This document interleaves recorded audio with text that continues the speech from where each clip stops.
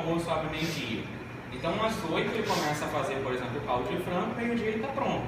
E aí ele é só utilizar esse caldo de frango no dia. Sobrou, vai congelar e guardar para o outro dia ou resfriar. Então, isso dentro de cozinha é uma coisa que é diária, eles vão fazendo todos os dias. Ou se não, o pessoal da noite terminou a hora do expediente, eles colocam caldo de carne para cozinhar, no outro dia o cozinheiro do dia finaliza. E aí o cozinheiro do dia começa e quando terminar o almoço, o caldo de carne está pronto. Então também é uma coisa que é jogada no esquema do dia a dia deles. Ou se não, alguns restaurantes fazem o próprio caldo, o próprio fundo e começam a guardar. E aí você vai ter, por exemplo, um freezer onde eles vão guardar congelado o caldo de carne, o caldo de legumes, o caldo de peixe, ou caldo de frango. O ideal é que congele só os caldos que demoram mais. Então, frango e carne, 4 horas, ou 6 a 8 horas. Então, você pode fazer e congelar. Agora, um caldo de legumes ou um caldo de peixe demora 40 minutos para ficar pronto. Então, é uma coisa simples. Então, não pode ter isso à mão sempre. Então, a gente vai ver como produzir este caldo, este fundo para vocês utilizarem. Legal? Para fazer um caldo, para fazer um fundo, inicialmente a gente vai precisar da base de sabor dele. Essa base de sabor vai me gerar o prato que eu quero fazer. Então, por exemplo, se eu quero trabalhar com risotos de carne, obviamente caldos de carne, e aí legumes, frango ou crustáceos, Então, se eu estou fazendo um prato que leva frango, o caldo será de frango. Ou se não, o caldo vai ser de legumes. Mas eu não vou pegar o caldo de carne e jogar numa preparação de frango, Porque o sabor vai ser diferente. Então, o que a gente pensa? Você vai projetar o caldo de acordo com o seu cardápio também. Projetou esse caldo, você vai também precisar saborizar esse caldo. Então, como que eu faço um caldo? Inicialmente, pego as partes onde eu vou ter mais sabor dos alimentos. Então, onde que eu vou encontrar mais sabor no frango, no peixe ou no boi? Serão nas cartilagens, nos ossos, e onde eu vou encontrar tutano, nas próximas às juntas. Então, são nesses lugares onde eu vou conseguir extrair o sabor mais rapidamente em maior quantidade. Então, por exemplo, fazer um caldo com costela, fazer um caldo com ossobuco, fica maravilhoso. Já não vai me dar um caldo tão bom se eu fizer só com uma para de filé mignon, porque ali não tem osso, não tem cartilagem, não tem tutano, a gente não tem aquele colágeno para fazer o caldo. Então, a gente pensa nesse contexto. Do peixe, aonde que a gente vai encontrar? Principalmente na próxima cabeça, camarões, crustáceos também. Então vão ser cabeça de peixe, carcaça de lagosta, de camarão, por aí vai. Que a gente vai utilizar. Selecionei isso, é só eu pensar em saborizar a água com este produto. Esta saborização da água, ela vai vir inicialmente da proteína, cozimento da carcaça de peixe, de frango, de boi, mais os seus acompanhamentos aromáticos, que são a primeira coisa que a gente vai ver. Então, o que é um acompanhamento aromático? Vai ser sempre a mistura de ingredientes, legumes, ervas, especiarias utilizadas para dar sabor às preparações. Então, a gente teve uma aula onde a gente estudou ervas e especiarias. Hoje a gente vai estudar acompanhamentos aromáticos, que serão a mistura de ervas, especiarias e legumes, tá legal? Então, por exemplo, se a gente perguntar para vocês o que é um acompanhamento aromático, me dê 3 exemplos. Não, vai ser salsinha, cebolinha e alho, por exemplo. Isso são temperos ou ervas. Um acompanhamento aromático é a junção deles. Então, o que é um acompanhamento aromático? Um mirepoix, um bouquet garni, um sachê d'épices, uma bruxelles, e por aí vai. Esses nomes querem dizer o quê? A mistura desses ingredientes. Então, eu peguei cebola, cenoura e alho, legumes. Misturei eles, eu transformo isso em mirepoix. Do mirepoix, eu vou conseguir derivar um matignon, que é resto de bacon com presunto, e também posso fazer um mirepoix branco. Eu tiro a cenoura, substituo por nabo ou alho poró. Então, a gente vai começar a ver esses grupos. Eu agrupei os elementos, eu vou produzir um acompanhamento aromático. O que a gente vai ver? Nesse caso, a gente já vai ter proporções pré-estabelecidas. Então, por exemplo, não é pegar cebola, cenoura e alho e misturar. Existe uma proporção para cebola, para cenoura e para o alho. Então, dentro dessa mistura desses 3 ingredientes, eu tenho um acompanhamento chamado mirepoix. O mirepoix vai ser 50% de cebola, 25% de cenoura e 25% de salsão. Então eu vou ter acidez, cor e doçura e frescor na preparação. Então a junção dos três faz harmonia junto com a carne para poder fazer um excelente caldo ou um excelente cozido, né? Então a maioria dos livros vocês vão ver, tem lá, vamos fazer um cozido de carne, enfoque a cebola, cenoura, salsão, a carne, deixa cozinhar. É exatamente para que esses ingredientes deem sabor e aroma nessa preparação. A junção desses três ela é muito chavível dentro da cozinha, tá bom? E do outro lado a gente tem um exemplo que seria um buquê garni, né? Seria um amarrado de erva, um buquê, né? Buquê garni amarrado de ervas. Então eu pego esse amarrado de ervas e jogo dentro da preparação. Essas ervas ali também se juntam, formam um sabor e ajudam na evolução da receita. Então ficaria a carne mais o acompanhamento aromático e a água. Aí fechou isso tudo, a gente tem o chamado caldo fundo, né?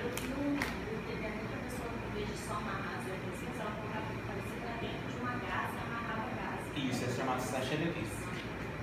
Então vamos ver cada um, vamos ver como que vai funcionar. Alguns acompanhamentos aromáticos, no caso aqui do mirepoix, a gente pode perceber que ele já está dentro da panela sendo refogado. Então a gente vai ter eles adicionados no início da receita e eles também no final da receita.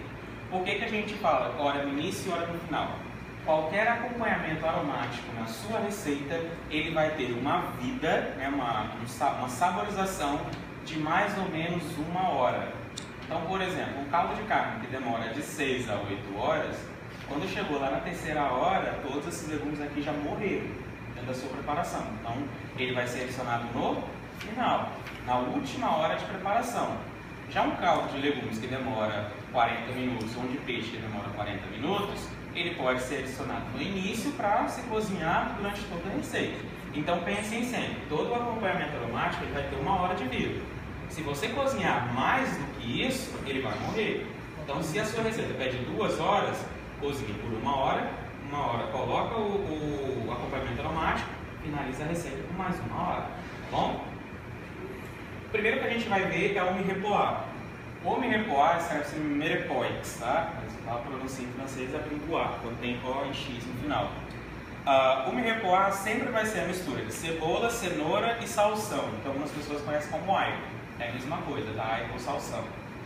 A proporção básica dele sempre vai ser 50% de cebola, 25% de cenoura e 25% de alho.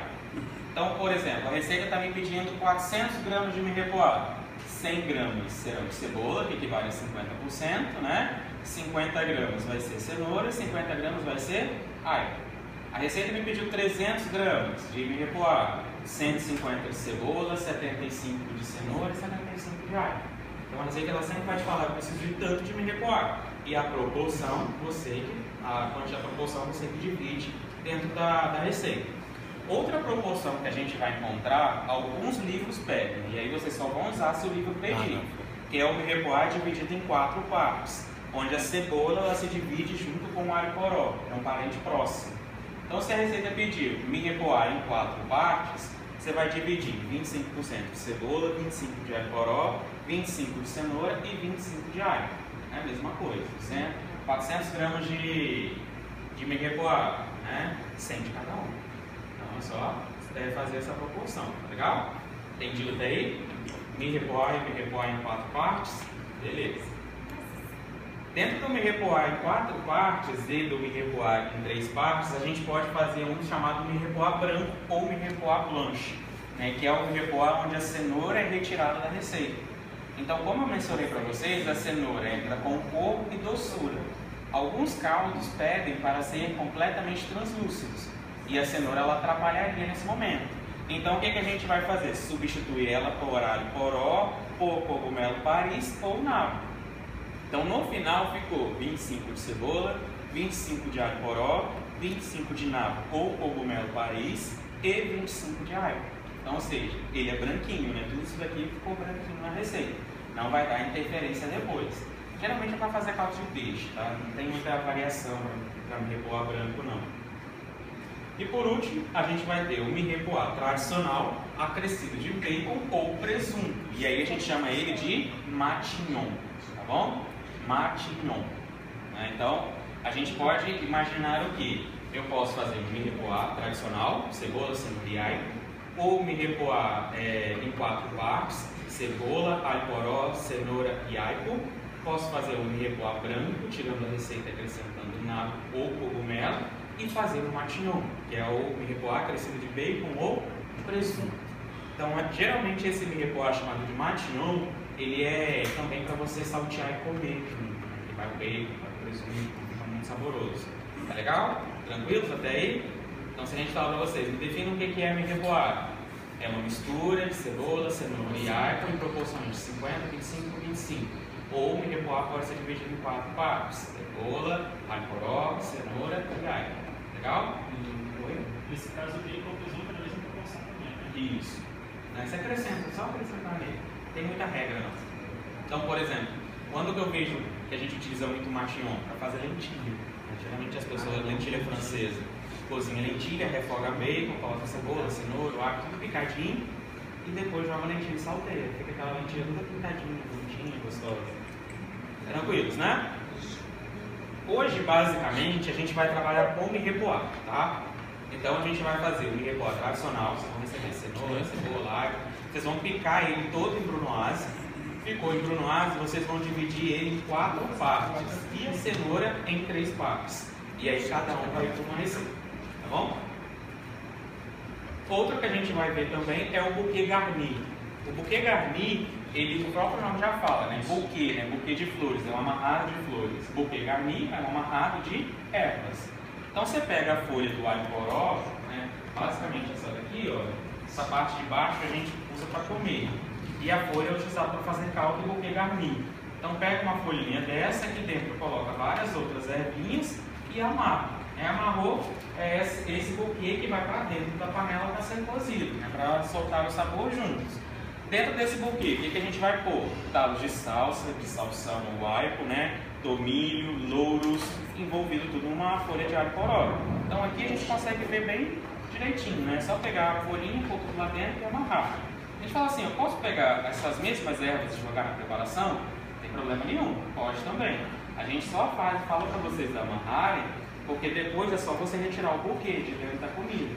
Ficar catando as folhinhas que sobraram é um pouquinho mais complicado, você perde um pouco mais de tempo, tá bom? O buquê garni, ele pode ser feito de acordo com a preparação ou com o seu gosto. Então, por exemplo, minha preparação de buquê garni eu não gosto de louro. Então você tira o louro da receita, não tem problema nenhum. Na original dele sempre vai ter talo de salsa, talo de tomilho, louro, talo de salsão, amarrados. Mas se quiser tirar a erva, o louro, por exemplo, muito forte para aquilo, você vai lá e tira da receita ou põe outra erva no meio, tá bom? Então, o buquê garni, amarrado de ervas aromáticas. Outra é o sachê d'épices. Ele tem a mesma coisa que o buquê garni, porém em espécies, ou seja, especiarias. Então, por exemplo, eu não consigo amarrar a salsa picadinha ou a pimenta. Né? Não tem como eu colocar ela dentro de uma folha e amarrar ali dentro.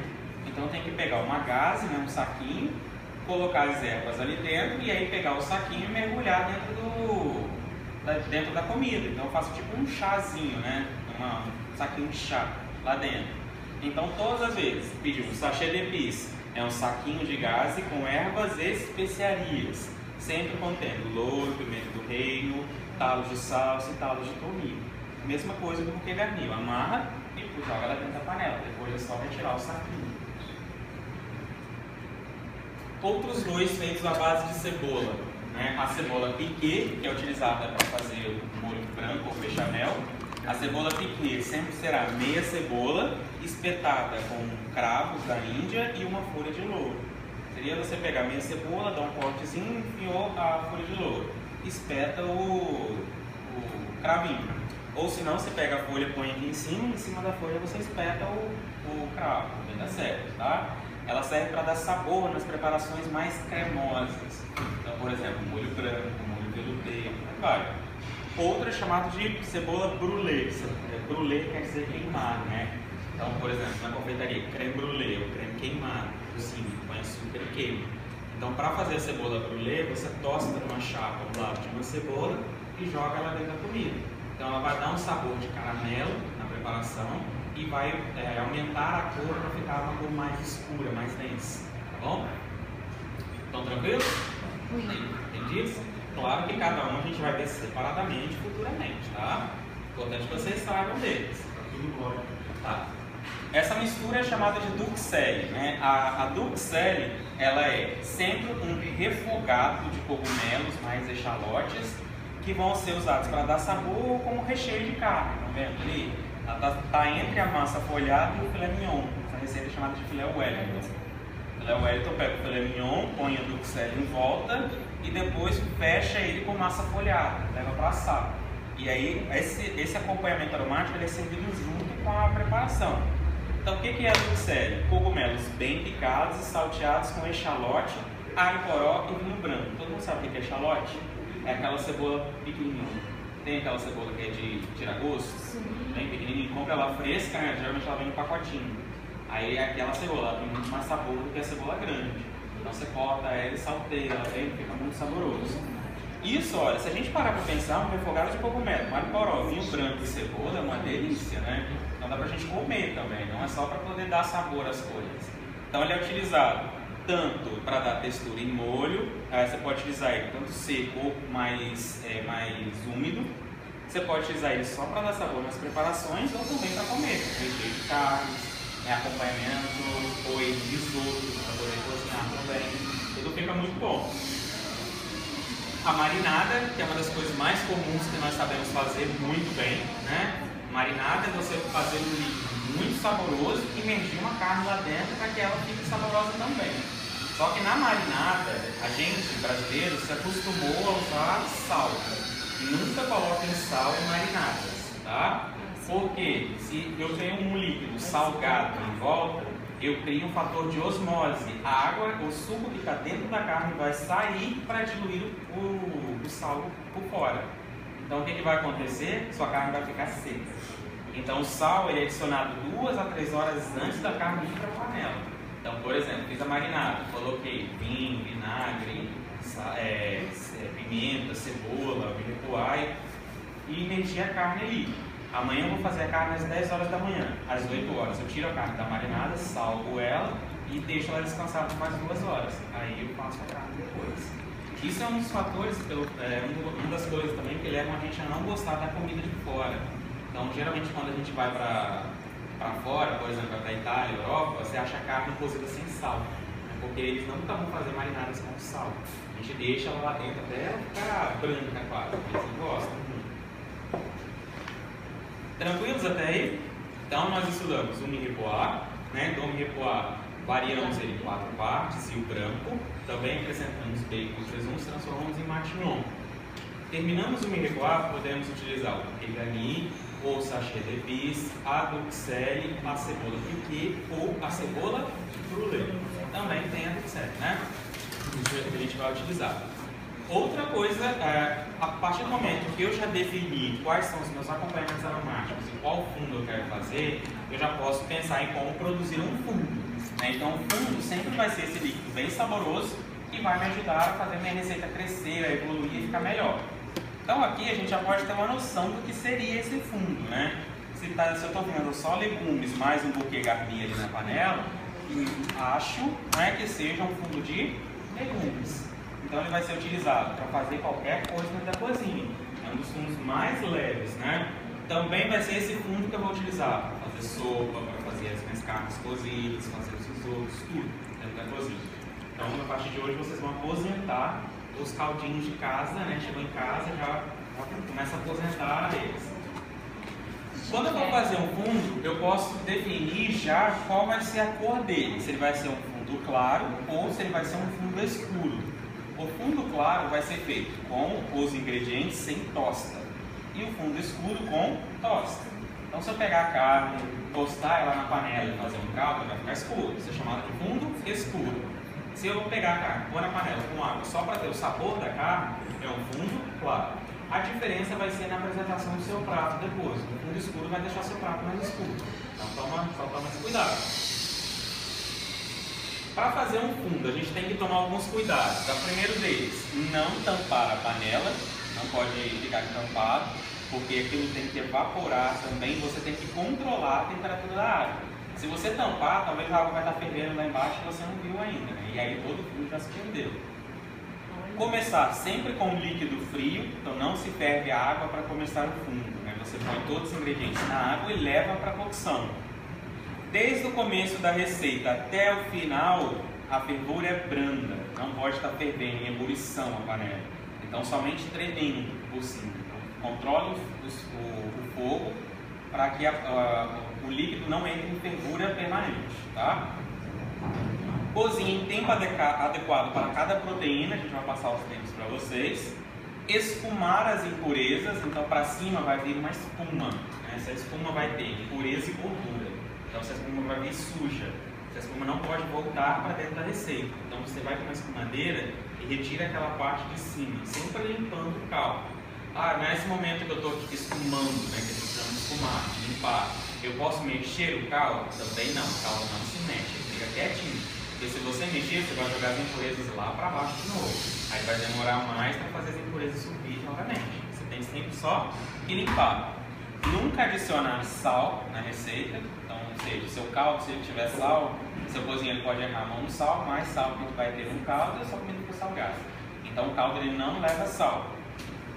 Coar, resfriar e etiquetar para uso posterior. Tudo isso feito de maneira adequada. De um caldo que vai ficar 3 dias na sua cozinha, não tem necessidade de você congelar. Um caldo que vai passar de 3 dias já tem a necessidade. Então você tem que começar, por exemplo, a pensar: minha cozinha gasta essa quantidade de 3 dias? Beleza, vou usar. Se não, congela. Por quê? Esse caldo ele foi feito em temperaturas mais baixas, então você nem sempre, né, vai controlar o crescimento de bactérias que tem dentro dele. Então, até 3 dias, você mantendo ele em fervura branda, ok. Passou disso, já não é mais tão seguro. Até 6 meses. Até 6 meses no congelador. Sendo que, para quem trabalha em cozinha profissional, a vigilância só permite 3. Tá bom? Então, você põe validade de 3 meses, depois vai lá, aquece ele e prova. Provou, tá bom ainda? Você reestrutura a validade dele para mais 3 meses. Mas, inicialmente, se chegar lá e ver, caldo, 6 meses. Começou hoje em janeiro, a validade para julho, mas provavelmente vai jogar fora, tá bom? Tempo de cocção para cada tipo de caldo, né? Ossos bovinos de 6 a 8 horas, ossos de vitelo mais ou menos 6 horas, frangos e suínos 5 horas, mas mais ou menos 4 horas, tá? Não precisa ser 5 não. Peixes e crustáceos de 30 a 45 minutos e legumes 40 minutos. Sempre vão ser essas temperaturas que nós vamos utilizar. Hoje na aula, quem está com o livro aí, abre o livro para a gente poder passar umas coisas. O primeiro que a gente vai fazer é o fundo de vegetais. Então, o fundo de vegetais, basicamente, é só vocês seguirem a receita que está aí no livro. Então, qual que é a página 61? 61. Na página 61 já vai dar a receita do fundo de vegetais. É só você pegar todos os ingredientes, pôr na panela, acrescentar o líquido e deixar cozinhar por 40 minutos. Nessa receita do 400 gramas, retirem aí o nabo, tá? Então o nabo está errado nessa receita, não incorpora bem nesse meio aí.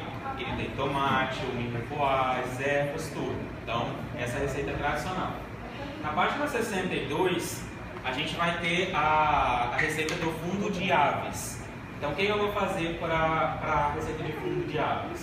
A gente tem que imaginar que ela vai cozinhar pelo menos 4 horas. Então, o que eu vou fazer? Inicialmente, pegar as carcaças de frango, os ossos de frango, retirar todo o excesso de gordura. Quanto mais gordura tiver, pior a sua receita. Mas você vai ter que limpar depois. Então, se eu já conseguir tirar o máximo de gordura inicialmente, melhor. Limpo o frango todinho, retiro o óleo dentro dos ossos para ver se não tem pedacinho de pulmão ainda do frango, se não tem sangue, porque vai ser um caldo branco, um caldo claro. Limpei isso tudo, coloco isso numa panela com água, tampando esses pedaços de frango e levo no fogo. Assim que der 3 horas de cozimento, eu já vou estar com o milho poá cozido, né, com o milho poá picado e o sachê de bice na pancada feito. Então, o que eu vou fazer? Deu 3 horas, adiciono o milho poá e acrescento o sachê de pice na receita. O milho poá, que é uma mistura de legumes, sachê de pice é o saquinho, né? Que a gente vai utilizar. Cozinho por mais 1 hora e o caldo de frango está pronto. Tá legal? Alguma dúvida daí? Não? O outro que a gente vai fazer é o caldo de peixes e crustáceos. Então a gente vai fazer a mesma coisa com frango, porém na temática de legumes. Então o que a gente vai fazer? Pegar uma panela, limpar também todo o peixe, tirar o excesso de sangue, pedaços de vísceras que tiver dentro dele. Fez isso, coloquei na panela. Como o caldo de peixe demora mais ou menos entre 30 e 45 minutos, também vai tudo no início da receita. Então vai entrar um mirepoix branco para essa receita, mais o sachê de épices, levei para cocção. Assim que ele começou a borbulhar, abaixo bem o fogo e vou espumando até dar 40 minutos. Até aí nós temos 3 fundos já. Os 3 que nós fizemos, eles são claros.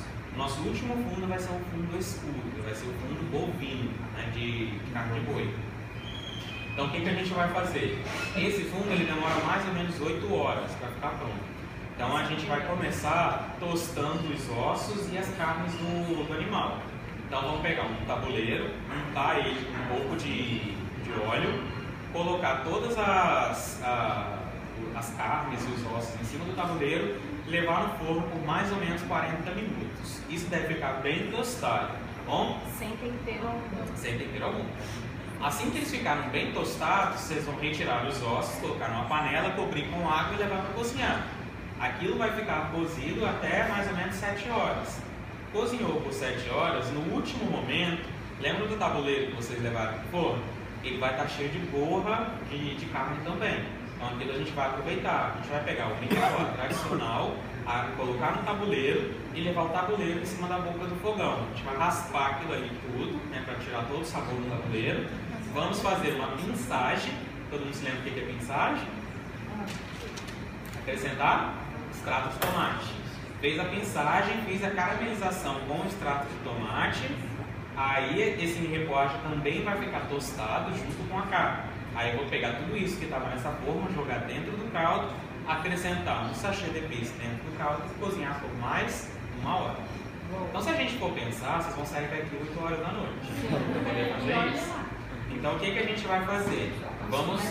A gente vai começar o caldo e assim que der um tempo razoável, vocês mais ou menos vão imaginar que o caldo está pronto, tá?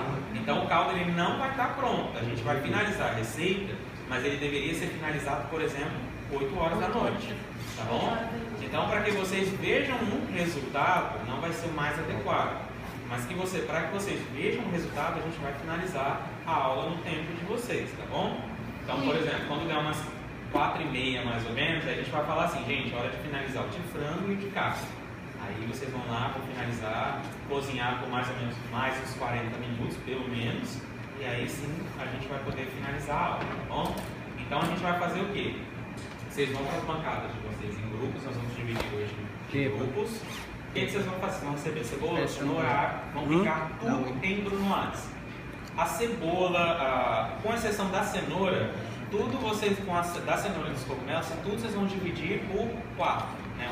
Um mirepoix para cada preparação. O mirepoix de peixe só, ou que não vai a cenoura, que é o mirepoix branco, tá legal?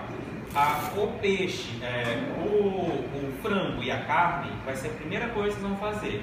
Ou a carne levar para tostar e o frango pôr para cozinhar.